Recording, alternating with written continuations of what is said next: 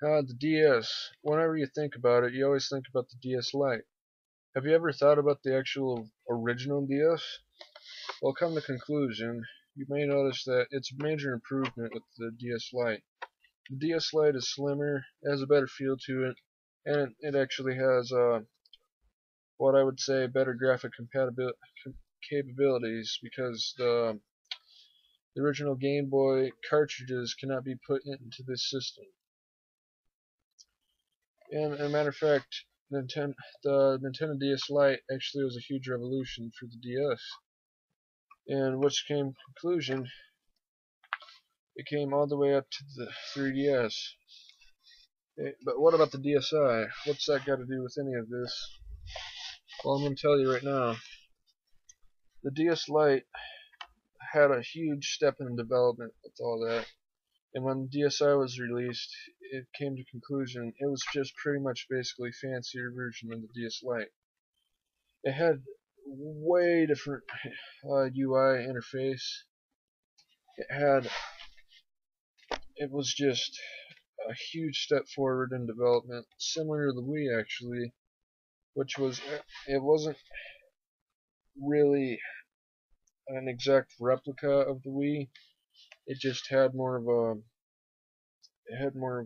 feel where it had an interface similar where you can move your actual applications around. You can take photos, you can listen to them, you can edit them, you can upload them to an internet social network like Facebook or what am I thinking of here? I don't know. I'm thinking of 3DS. But anyway, you can upload your pictures. You can make videos with Flipnote Studio and all that, even though it's a low bit rate. And when come down to the conclusion, why did I mention that it goes from DS Lite to 3DS? Because the DSi is actually a beta version of the 3DS, which was released to test out and see if the world really wanted to have the 3DS. The 3DS itself has Mii compatibilities. It is pretty much basically a GameCube in portability. It is stronger than the Wii in proportions of graphics, but in color and design, it would lack in bright colors. I would say it's more of like a more advanced version of probably a PSP. It has 3D capabilities. I mean, and it's like pretty much a revolutionary in any other sort of portable gaming device. It's not the first 3D portable gaming device that had good rendered graphics.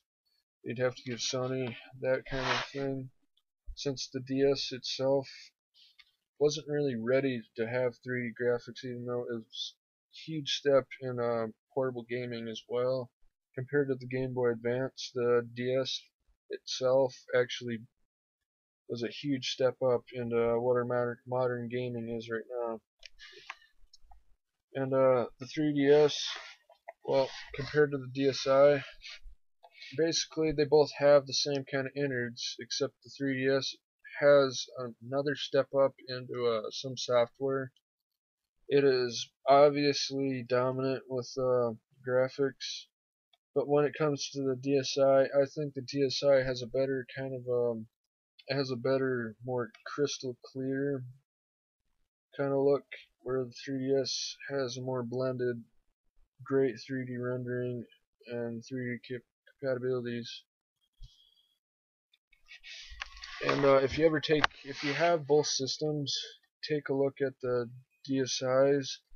Zoom in, like look up closer to the DSi's menu screen and look close to the 3DS's menu screen. You can notice that the DSi has more of a finer, clear pixelized kind of screen, built for Flipnote Tina, like the animation software itself for 8-bit animation, and PictoChat was all for that. And the 3DS itself, if you ever use original DS game, it looks horrible. It looks like it's just so blurred in motion because it's zoomed up in a very awkward way. The only way to fix your DS Lite problems and viewings for your 3DS is if you click start and select before your game boots up, and it will switch back to the original form it should be in. But the 3DS itself has sound, the DSi has sound. The DSi has a lower grade version of what the 3DS has, and the 3DS actually has pretty much the finished version of what I'd think would be of the DSi sound, because the DSi and being in beta of all is what I'm thinking of, is kind of like a taste of what you'd get with the 3DS. And coming to that, photo, I think photo for the DSi was kind of a test out to see if anybody would like using photo. It was more of a fun kind of built-in thing for kids and adults to really enjoy, kind of just to mess around with, kind of making a more personal goof around kind of thing. And photo for the 3DS is more of a, I would say, serious kind of more way. It's more testing out the 3D abilities than what the camera can actually do, where the DSi is testing out the camera abilities and nothing else more, because the DSi is built off of the camera, because it's the first one to introduce portable cameras besides the Game Boy camera, but that's a way different kind of story, and I'm not going to get into that today. But the DSi itself introduced way different new gaming techniques.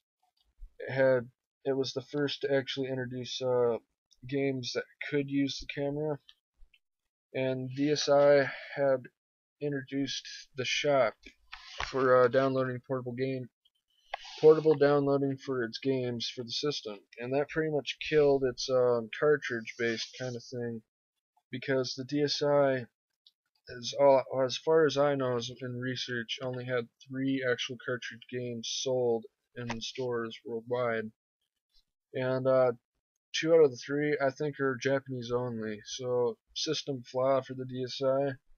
I would consider a pretty rare game if you didn't actually buy that the first day. It took me a long time to actually find a system flaw, and I think you can find them at old bins and Kmart's and Walmart's, but it's more of a 50-50 chance of actually finding one. But anyways, they have their own cartridges, and what am I thinking of here? And the 3DS, its cartridges basically had a more 3D capabilities. They're still selling 3DS cartridges because games are way better when they actually are fully developed instead of built onto the system. It's like taking little tidbit files and adding it to your system. It's going to lag your system down, and you're not going to get the fullest potential out of a game if you got just little tidbits of a game. You want a full game, and that's why the 3DS is still selling their cartridges.